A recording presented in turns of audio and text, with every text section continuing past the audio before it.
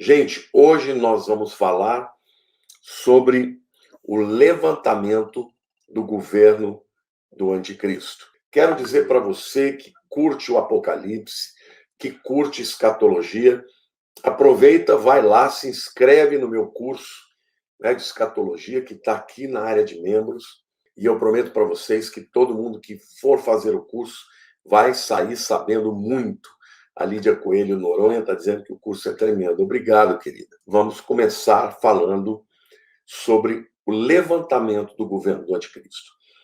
Como acontecerá após o arrebatamento da igreja? Nós vimos que o mundo estará em caos, pessoas sem saber o que aconteceu, caos na economia, caos nas relações sociais, vai ter vandalismo, as pessoas vão atacar as lojas, saquear, o mundo vai estar estupefato.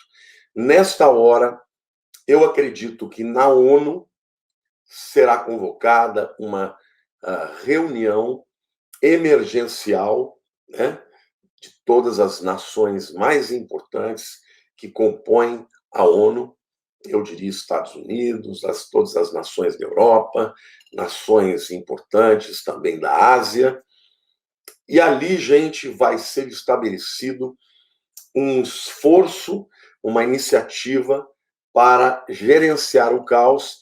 Para que isso seja possível, o acordo de paz vai ser feito e vai ser capitaneado pelo anticristo, né? As guerras vão ser deixadas de lado e esse acordo de paz vai contemplar as religiões monoteístas do mundo, as três grandes religiões, né?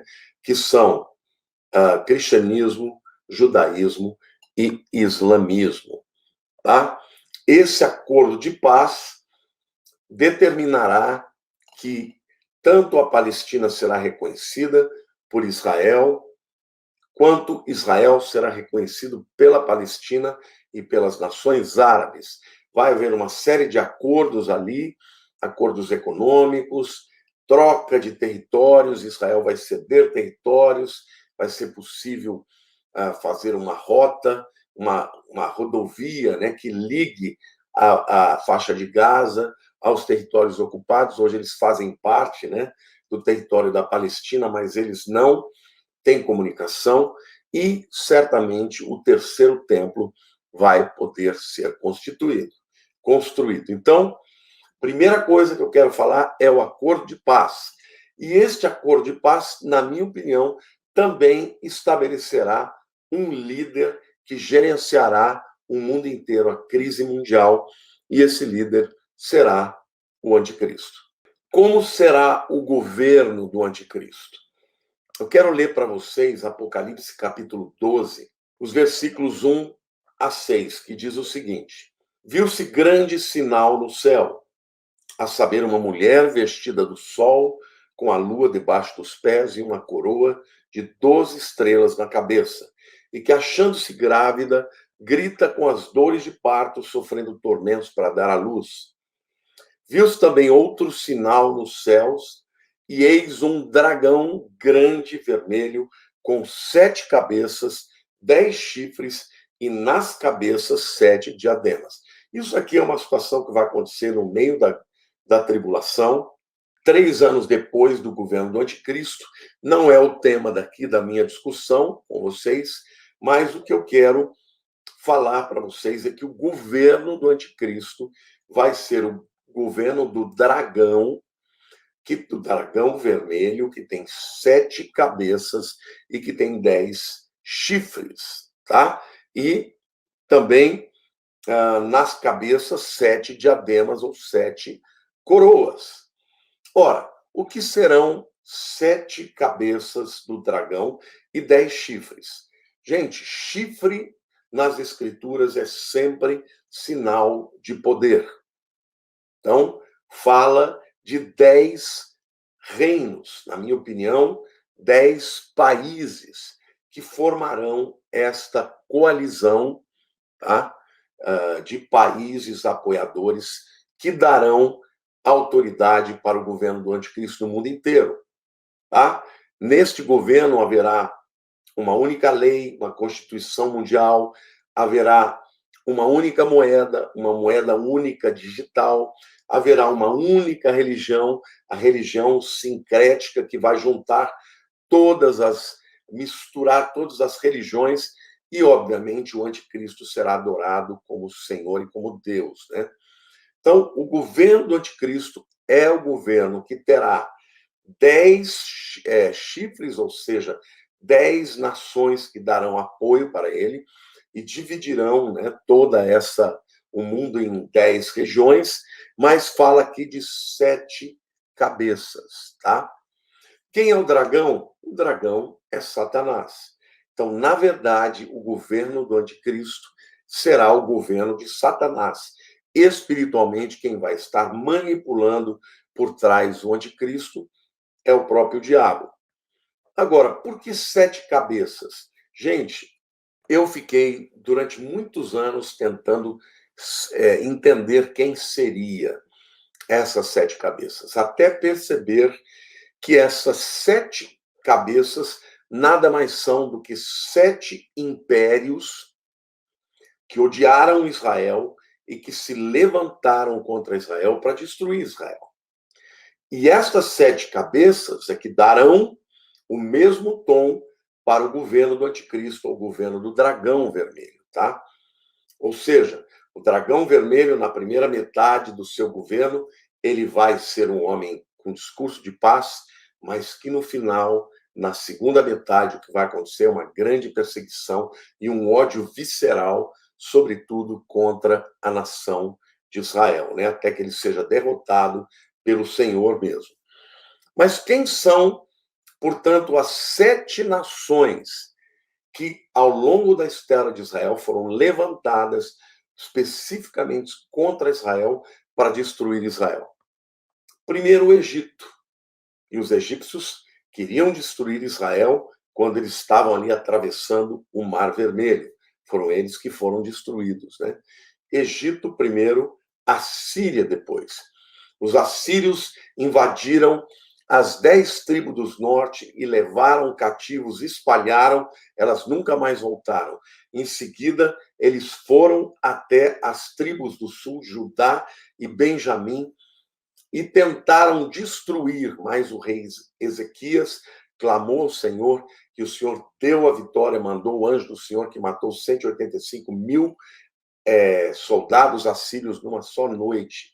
E foi algo extraordinário. Então, o segundo reino que tentou destruir Israel é a Síria, é a segunda cabeça do dragão. Primeiro o Egito, segunda é a Síria, terceira é a Babilônia. A Babilônia também invadiu Israel, desta vez os reinos do sul, né, Judá e Benjamim, levou cativo o povo, eles ficaram 70 anos escravizados lá. O quarto reino, ou a quarta cabeça, são os medo-persas, tá bom?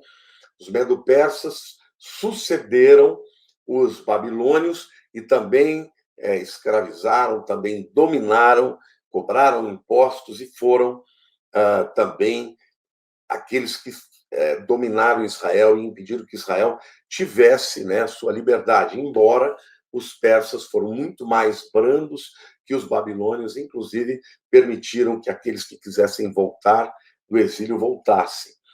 O quinto império é o Império Grego, que dominou Israel, né? E aqui a gente tem que entender que a palavra Grécia aqui, no grego, é Yavan. Yavan é o nome de uma região na Turquia. Então, embora a tradução seja Grécia, aqui a gente poderia falar de uma região da Turquia, tá?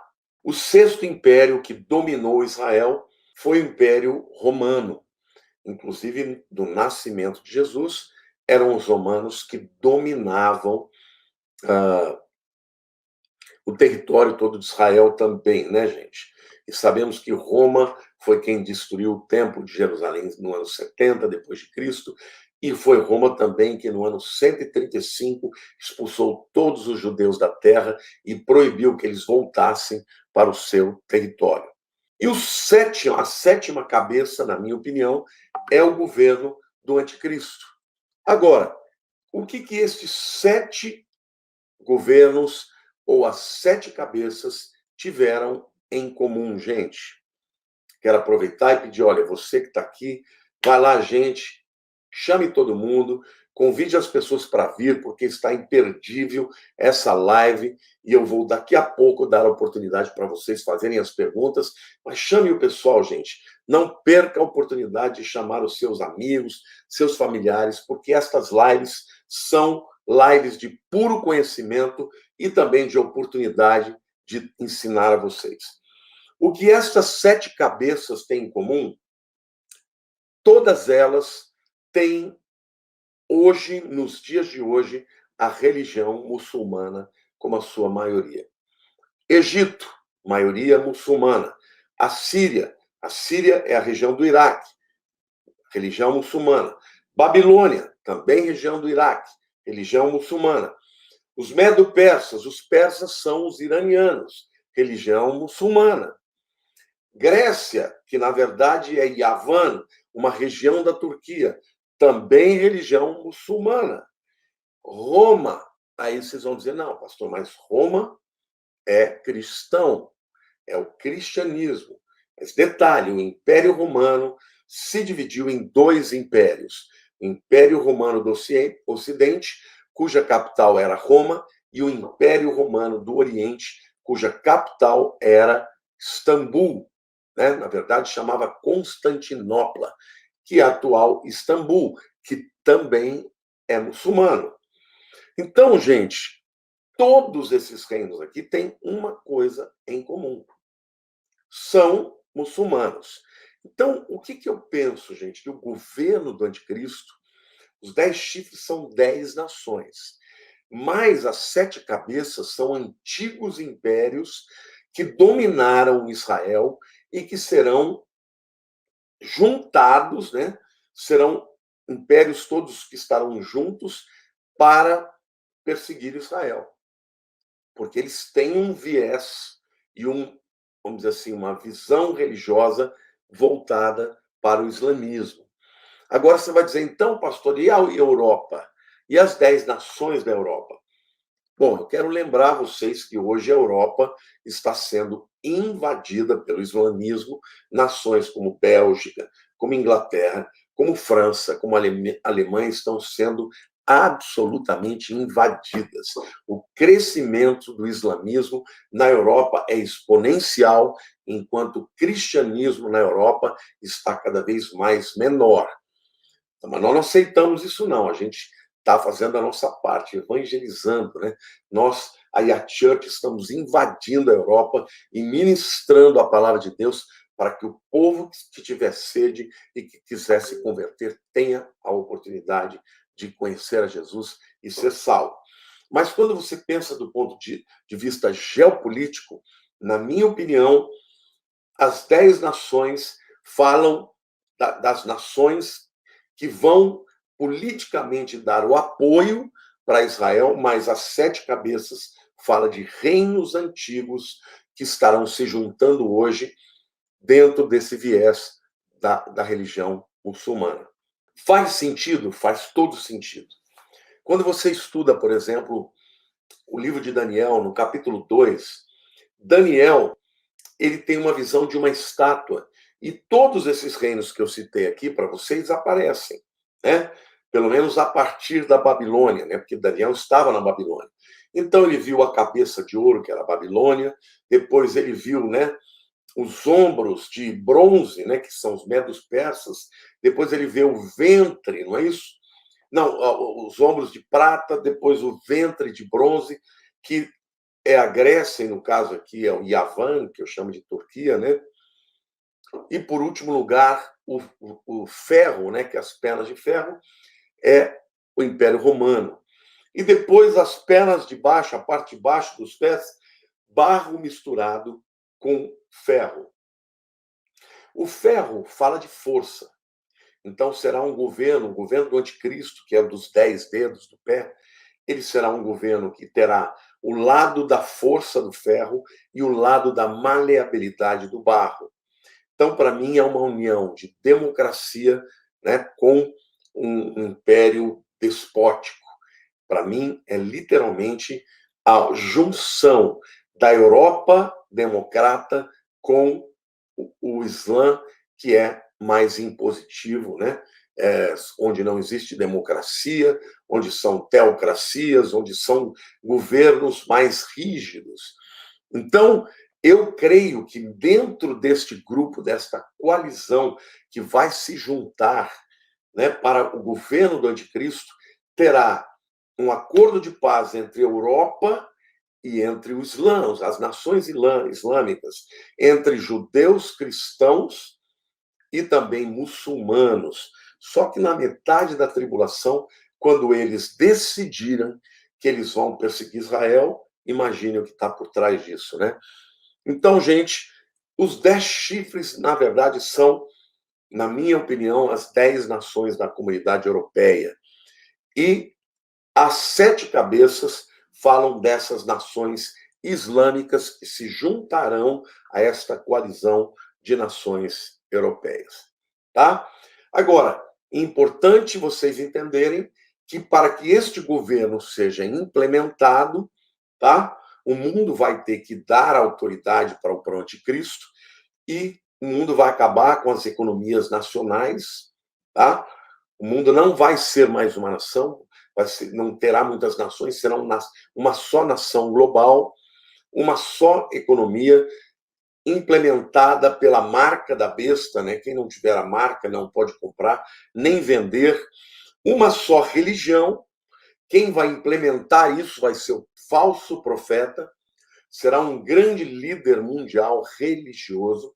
Quem tem ouvidos, ouça o que o Espírito diz à igreja. Eu não vou dizer, mas vocês que são inteligentes já sabem que, muito provavelmente, quem será o falso profeta, né? O maior líder religioso do mundo, não é isso? Terá uma só moeda, tá? Atrelada à marca da besta. Tá? Esta moeda não será uma moeda papel, será uma moeda digital, de maneira que quem não tiver a marca da besta, na minha opinião, um microchip, um microprocessador ou um nanorobô, que estará ou na mão direita ou na testa e que controlará as pessoas em todos os sentidos. O ir e o vir, não é isso? As pessoas serão absolutamente controladas. Só conseguirá sobreviver quem não aceitar essa marca e que conseguir fugir. Porque uma vez que a pessoa receber a marca, ela será rastreada e achada onde quer que ela esteja. Então, quem aceitar a marca não terá salvação, não terá mais volta, gente. Uma só economia, uma só religião, uma só moeda.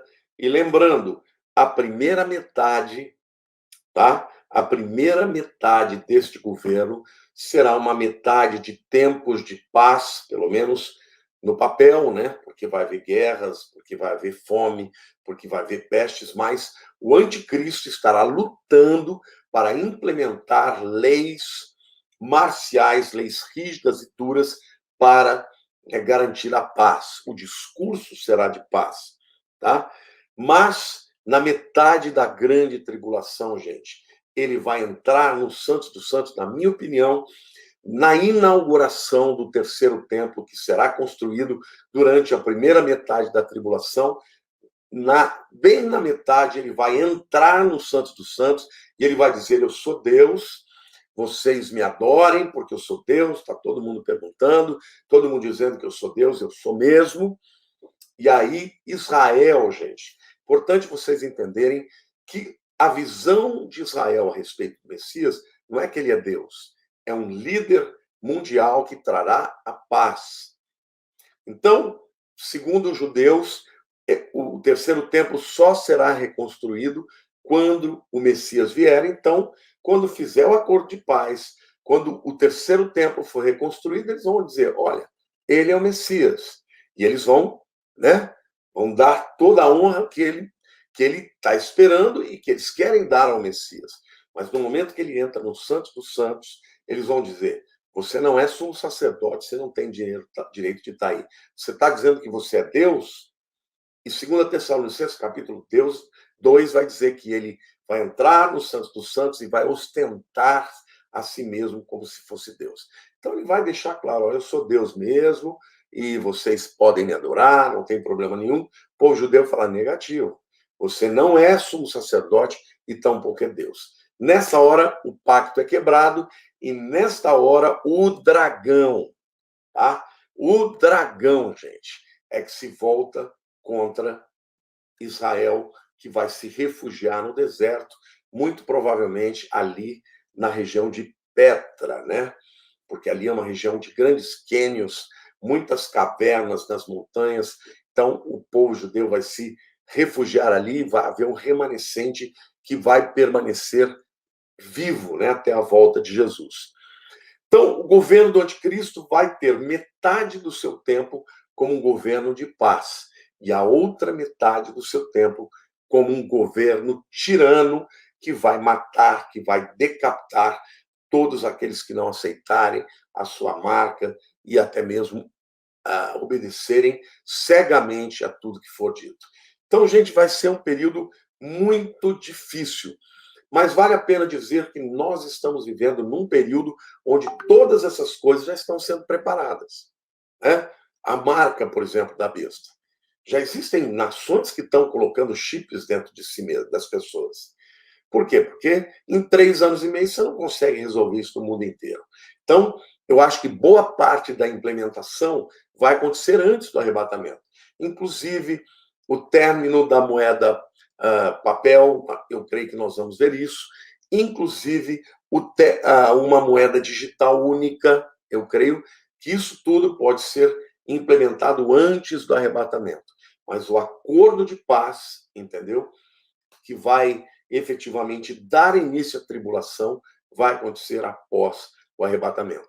Eu creio que nós vamos ver tudo, as movimentações, mas a verdadeira assinatura, o acordo de paz definitivo, já dá início à grande tribulação.